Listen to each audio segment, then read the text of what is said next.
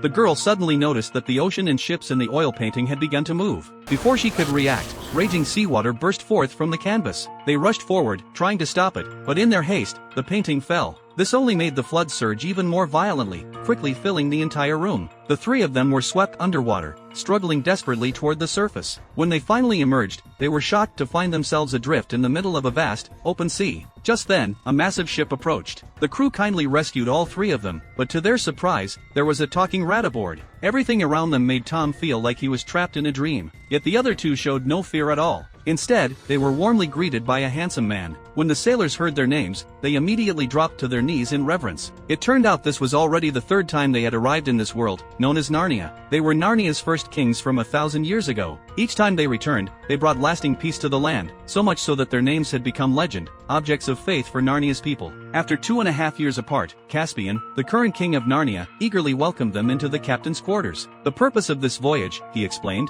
was to find the 7 lords who had been exiled by a tyrant. But Edmund and Lucy suspected their return to Narnia meant a new evil force had arisen. As the ship neared an island, they discovered that the once thriving fishing village was now completely deserted. No sooner had they stepped ashore to investigate than they were ambushed by slavers. Caspian and Edmund were thrown into a dungeon, while Lucy and Tom were dragged to the town square to be sold at auction. The merchants eagerly bid exorbitant prices for Lucy, captivated by her youth. But when it was Tom's turn, they recoiled in disgust at his ugly appearance. Humiliated beyond measure, Tom began shouting curses, just as reinforcements arrived, rescuing them in the nick of time. Meanwhile, in their cell, Caspian and Edmund found one of the missing lords imprisoned. Following his directions, they peered through the iron bars and spotted an eerie green mist hovering over the distant sea. Any ship that touched it vanished without a trace. The Lord explained that this was why the island's fishermen no longer dared approach the water. Some superstitious locals even made sacrifices to the mist, hoping to appease it, and Caspian and Edmund were to be the next offerings. But as they were being led to their doom, the crew of the Dawn Treader stormed in and saved them. Determined to uncover the evil behind the mist and protect their people, Caspian and the others set sail again, only for Lucy to be suddenly kidnapped by invisible giants when they docked at another mysterious island.